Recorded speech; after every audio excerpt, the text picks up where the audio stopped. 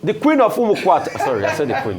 The chief of Umukwata Kingdom is here. All the Nigerians are stories trending. He said, let's run today. Good morning, Rufai. How's your weekend? And how was that your Valentine's Day? All of you got Valentine gifts. Yes, you did. I did. Did you? Good morning. Professor Killer. You even got a Valentine gift from your bar. He's the killer of the place. Can I give you a chop knuckle? Come on, fist bump. You have been doing excellent. You got a Valentine gift from your bar, Rotus.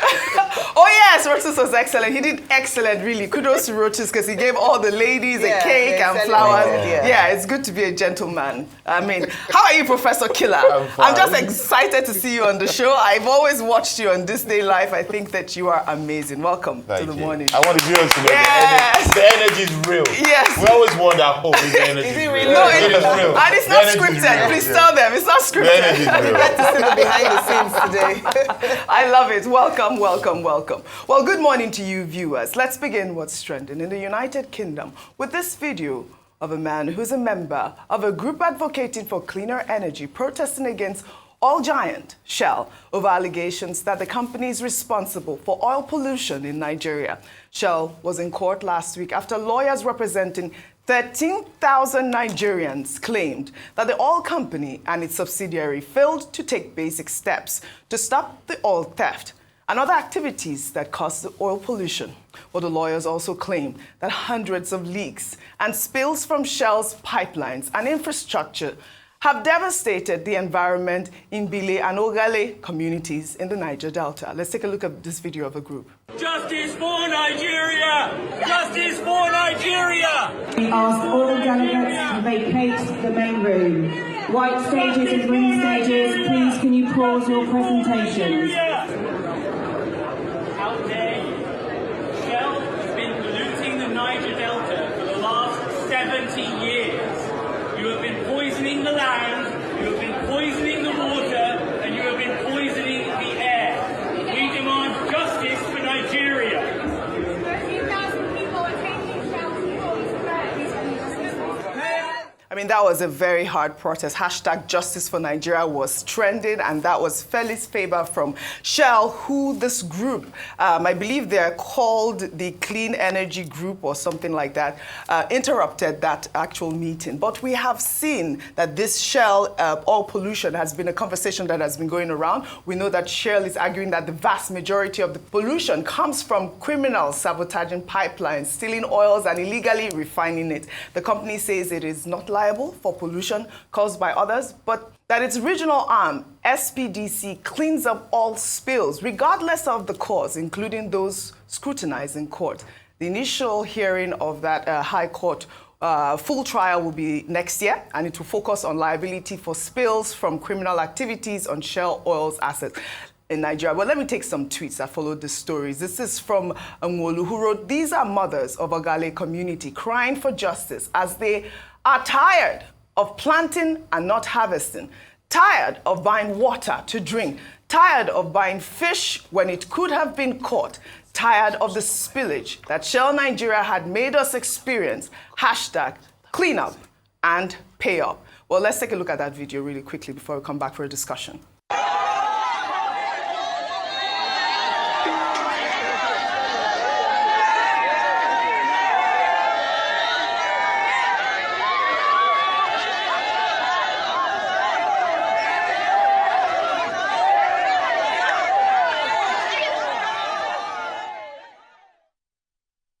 All right, Professor Killer, a brief comment on this conversation. Well, I think justice for Nigeria. Justice for Nigeria. Damage to environment is a very high-level idea. You know, the fact that if we destroy the environment, we destroy ourselves is a very great idea. It's a very noble one. And I want people to look at this. People are saying, look at it, a non-Nigerian fighting for Nigeria. Yes, great ideas have no boundaries. For little ideas, you talk of ethnic, you talk of nationalism, you talk of religion, but the big ideas, they have no boundaries. I think that's a lesson to learn from that. Absolutely. And the court case, like I said, will go on full on next year. And I hope that there's some sort of justification for this. I know that, the group in Ogale have been advocating for cleaning up that area. I mean, I saw a picture of, one of the chiefs, the head of that community going to that first trial. Well, we'll take another story now. Over the weekend, USAID came under heavy scrutiny for alleged terror funding after U.S. Representative Scott Perry, during a congressional hearing, highlighted allegation that the agency during the administration of Presidents Barack Obama and Joe Biden inadvertently funded terrorist groups like Boko Haram, ISIS, and Al-Qaeda through its aid programs. Who gets some of that money? Does that name ring a bell to anybody in the room? Because your money, $697 million annually, plus the shipments of cash funds madrasas, ISIS, Al-Qaeda, Boko Haram, ISIS Khorasan, terrorist training camps. That's what it's funding. USAID spent $840 million in the last 20 years on Pakistan's education-related program. It includes $136 million to build 120 schools, of which there is zero evidence that any of them were built. Why would there be any evidence? The Inspector General can't get in to see them. But you know what? We doubled down and spent $20 million from USAID to create educational television programs for children unable to attend the physical school. Yeah, they can't attend it because it doesn't exist. You paid for it. Somebody else got the money. You are paying for terrorism. This has got to end. I yield, Mr. Chairman. So it's a big topic over the weekend. I know you guys discussed it with Professor Bolaji Akinjemi a little bit, but I'd love to highlight everything that's been going on with this story, because the allegations, as you know, highlights the misuse of aid that could support terrorism, sparking a debate on the oversight and impact of U.S. foreign aid. Well, let's take this tweet from David Hundeyin, who actually blew the whistle in the first place. David Hundeyin wrote to Elon Musk. He wrote, "Hi, Elon Musk. Here are some cut and dried cases of U.S. aid in Nigeria, corruption, and money laundering you may want to look into.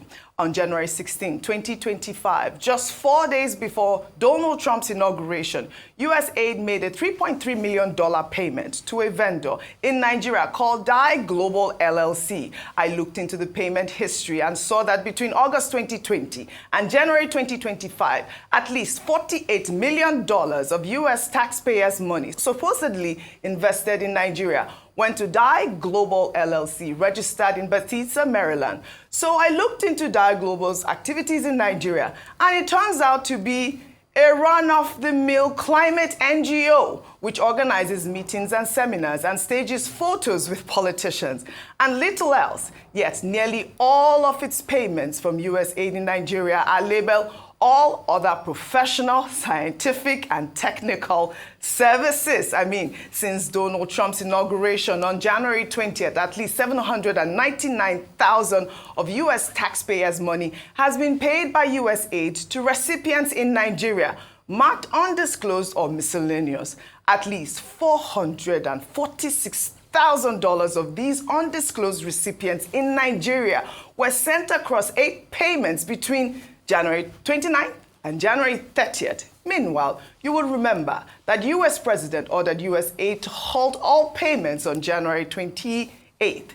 USAID Nigeria disobeyed a direct instruction from the U.S. President and spent the next 24 hours after the instruction frivolously shelling out $500,000 of U.S. taxpayers' money to recipients in Nigeria marked undisclosed. I'll leave the implications of this to you.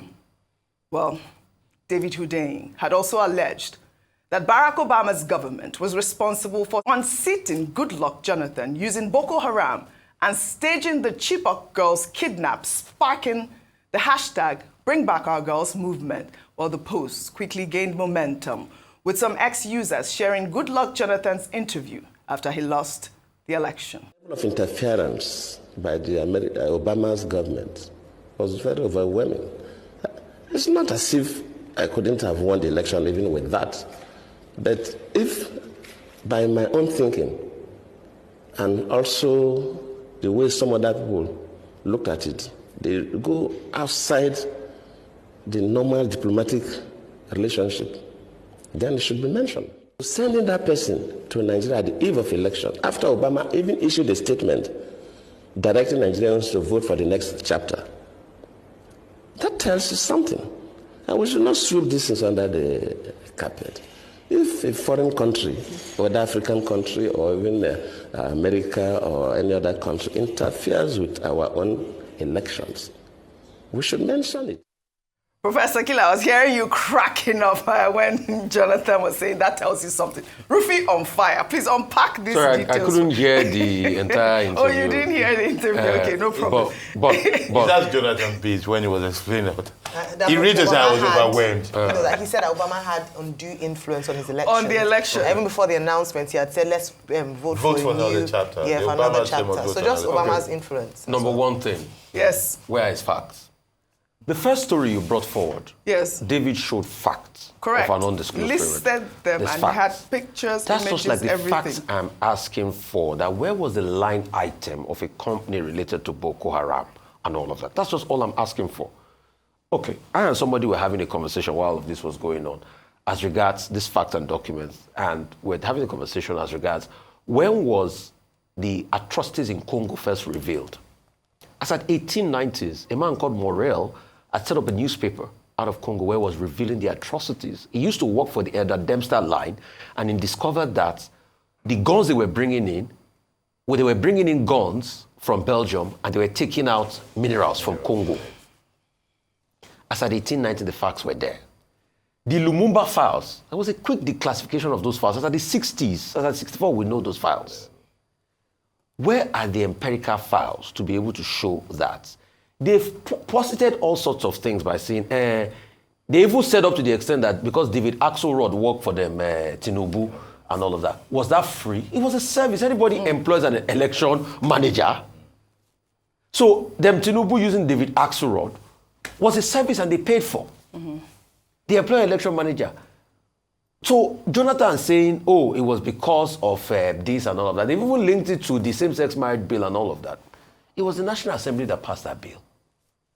So where are his facts? Because the part of his facts he did not also tell us is that the 2015 election, I can give you with empirical facts that is rigging that outweighed rigging. Do you have the facts here, Rufai? Oh, I'll give you the facts.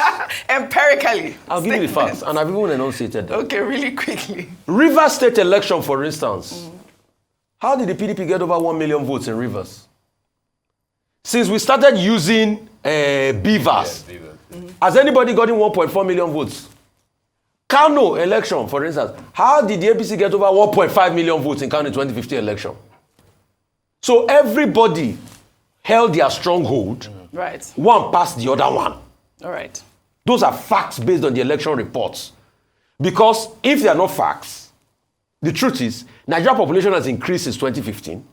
You have more voters on the election register now than it was in 2015. But why is it that all of a sudden the margin of win and the numbers have reduced tremendously?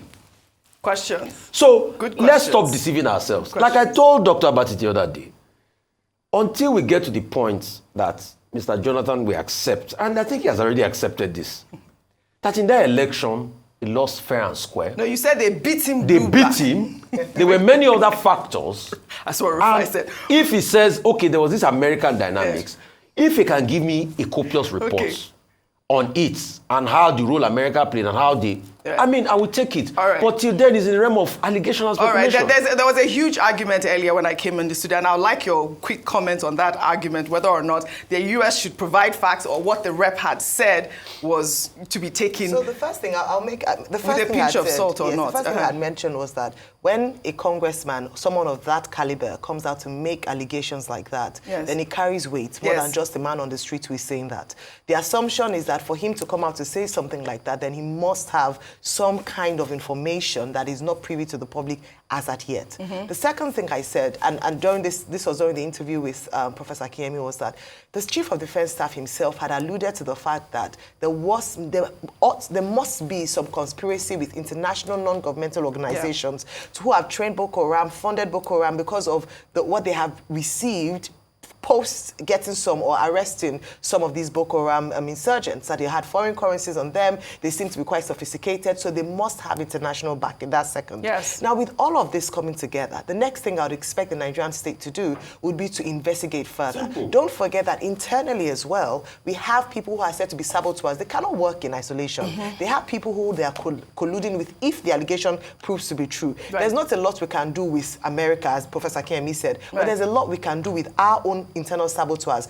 finally, on this point, while we're speaking, a girl who lost her brother, yes, who was a soldier to Boko Haram, said that they found out that some of the soldiers within the camp were also complicit. They were used as well, and some of them would take a break just as they were about to come and attack. And on one of those occasions, when one of them was in Mars, they saw one of their fellow members. So a lot of things around this. Investigations is just that we just have financiers and all of that, and then this will end, but we never have an investigation. It just goes on there. Speaking about investigation, internal saboteurs, and all of that, in another development, Binance executive Tigran Gambaryan was trending over the weekend after he doubled down on his allegations, insisting that Nigerian government officials demanded bribe from him.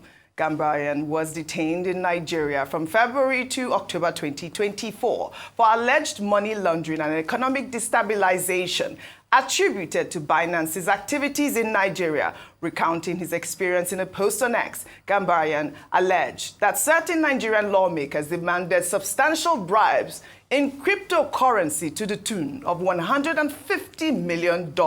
He also claimed that Nuhu Ribadu, the national security advisor, sought significant payouts from Binance for his political ambition, while the Minister of Information, Mohammed Idris, in a swift rebuttal, dismissed Gambaryan's allegations as outrageous and defamatory, adding that the Nigerian government had rejected a $5 million offer from Binance intended to secure Gambaryan's release, but rather opted for a more favorable settlement with the U.S.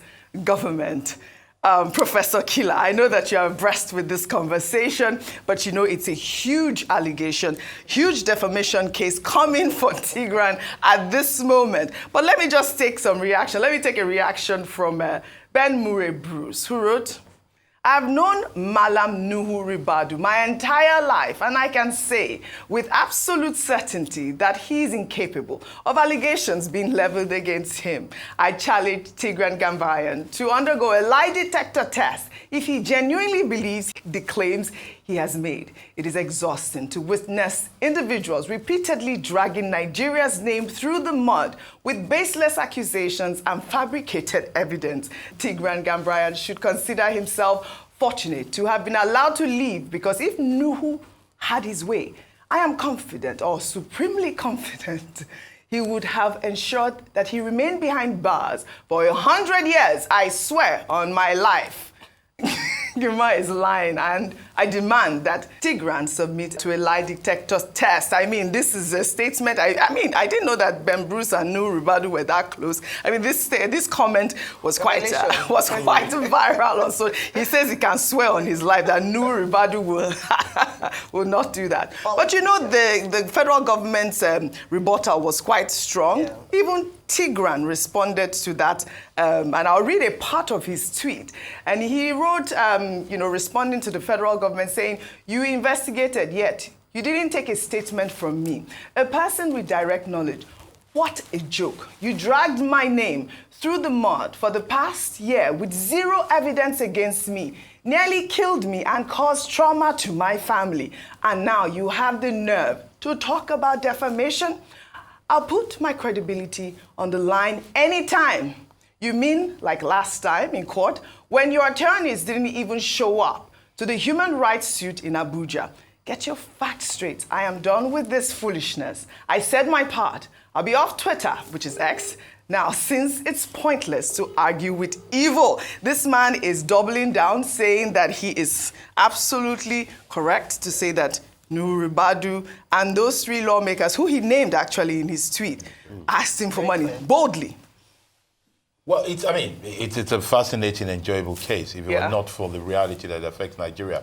But we must be very clear with ourselves. It is unfortunate, but it is true that it is easy to believe that Nigerian officials ask people for bribe. And that is something we need to work on.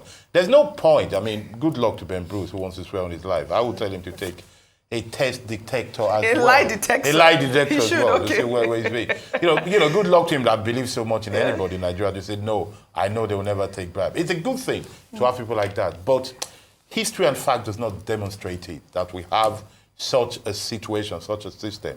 I think what we need to do is to take it one by one. Unfortunately, again, the man was right when he said, you said you investigated something and you took no documents from me.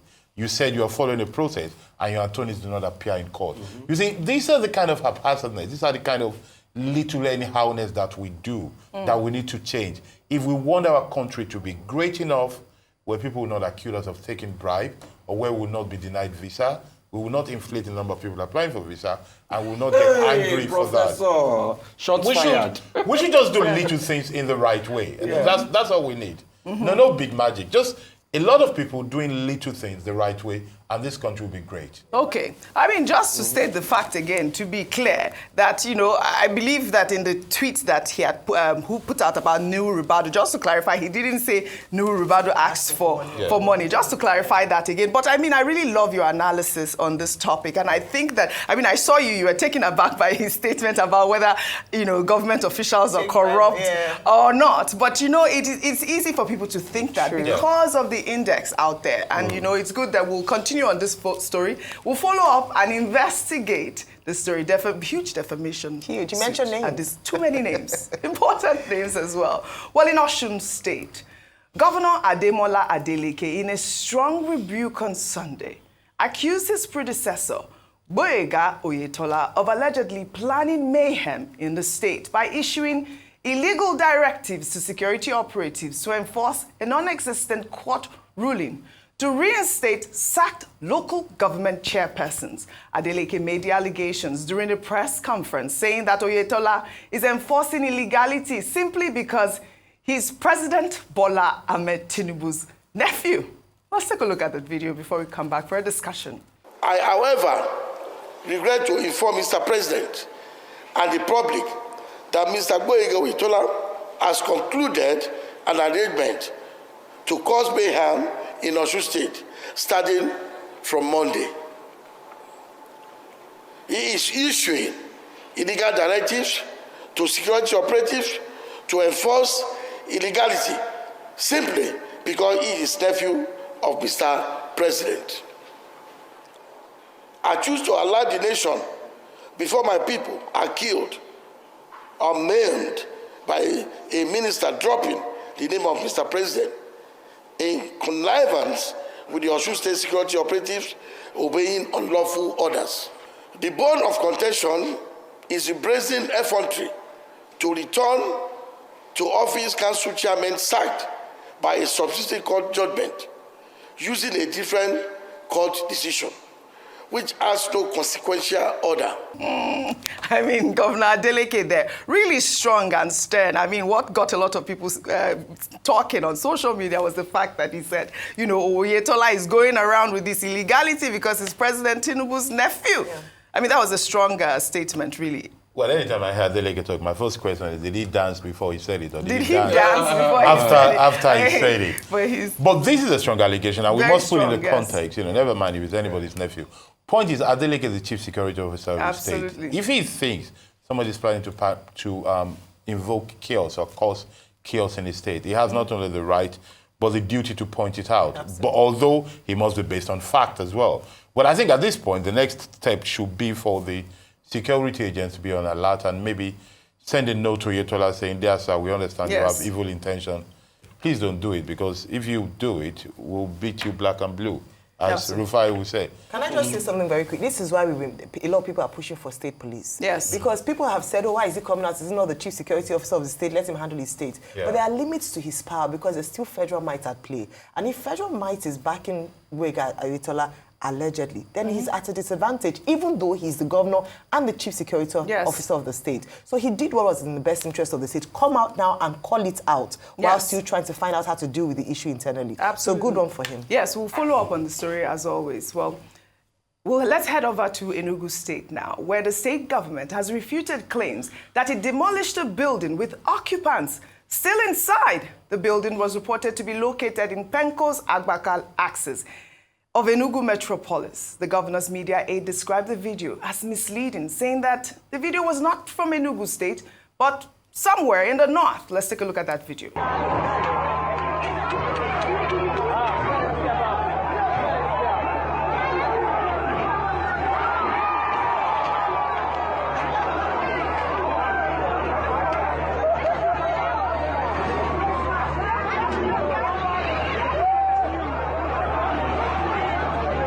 This was a shocking video to see. This demolition has gone to the extent. But this media aide from Enugu State, his name is Ruben Onyushi, Senior Special Assistant to the Governor of Enugu. He posted this rebuttal on Facebook, but I'm charging him to bring evidence of where that actual incident occurred. Because we had people in Enugu saying that that's where it happened, but the state government has said that, you know, the demolition exercise has been legal, and a lot of people in Enugu State are very proud of the governor for all the demolition exercises that he's been doing so far. I mean, I've seen some videos from Enugu State, but we are going to follow up on this story, hopefully tomorrow, because I want a detailed response as to where that incident occurred, what part of the north that incident occurred, and who were those people that were inside the building as the demolition was going on.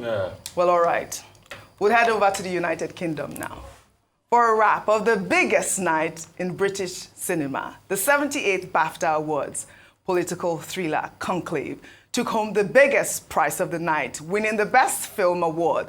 The Brutalist won 4 awards, including the Best Actor prize for Adrian Brody, while Mickey Madison was recognized with the Best Actress Award for her role in Anora.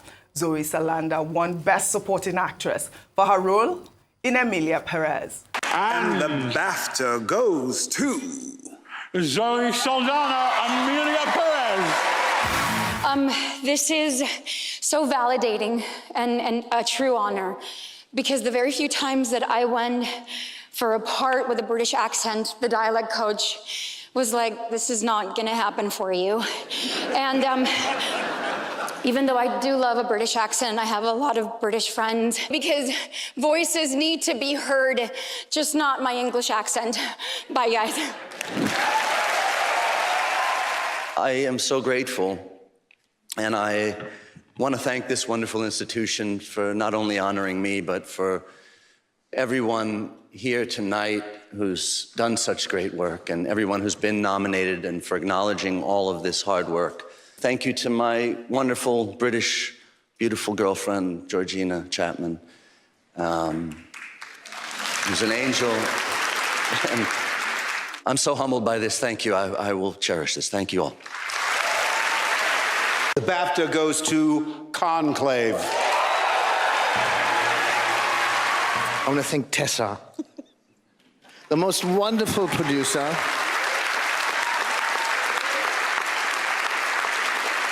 Thank you for going on this journey with me. You are, I mean, working with you in development, during production, in the edit. You're just the best producer I know. So thank you so much for inviting me.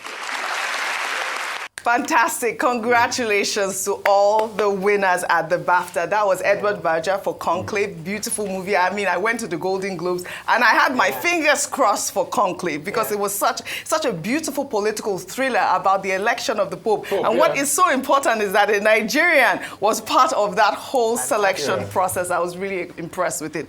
Also very impressed with Zoe Saldana, obviously, because, you know, it was such a tough role for her to play. I mean, but spoiler alert, I thought Demi Moore was going to win for Best Actress. But we're going to keep our fingers crossed for Demi Moore, hopefully for the Oscars. But they say that... Are you rooting for her against Zoe Saldana? No, Zoe Saldana won Best Supporting Actress, not for Best... No, she won for Best Actress. I mean, I love Zoe Saldana, you know. But I mean, I will root for Demi Moore because, I mean, this woman, G.I. Joe was my favorite, really. For me, the Conclave was it, because, you know... I thought so too. If you read a lot of Dan Brown's book, I mean, you'll be able to see the intricacies that goes on with the election of who the Pope becomes. You know? I mean, many years ago, just reading Dan Brown and seeing how the process pans out, and trying to juxtapose that process with when this current Pope did come in. I mean, it was just a very exciting one. Yeah, did you actually see the film? You know, I actually only realized how to pronounce Ralph Fiennes. I thought it was Ralph Fiennes my entire life. She was the actor in the film.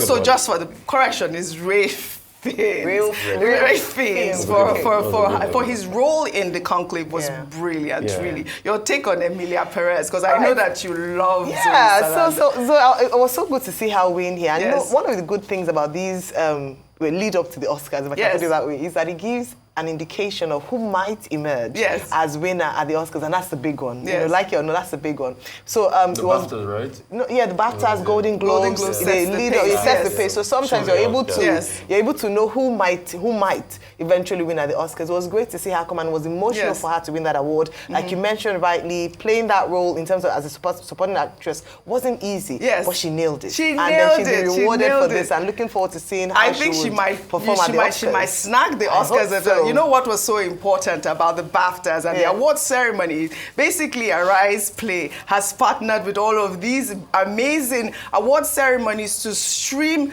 live. So yes, they were able, if you were plugged onto Arise Play, you would have been able to watch the entire show for free. I mean, for your subscription, you would have been able to watch it. So I was able to see it because obviously. So you guys can go on Arise Play, plug in Arise Play, and in fact, I think even leading up to this award, we had a proper countdown that Judita used to do. We used to go through all the movies and everything, and we had exclusive interviews with almost all the acts, you know, and people that were nominated. So it's just a great one. Arise Play is bringing. I know Arise Play has interviewed all of the most amazing people. I mean, we had Jennifer Olize on ground in London. Unfortunately, we weren't able to connect with her, but you know, Arise will always be there to bring you guys all the latest updates for all the awards ceremony. But I'd love to thank you all for your great analysis, as always, on what's trending. Welcome aboard, Professor Killer. Professor Killer. Well, all right, that's all I have for you guys on what's trending today.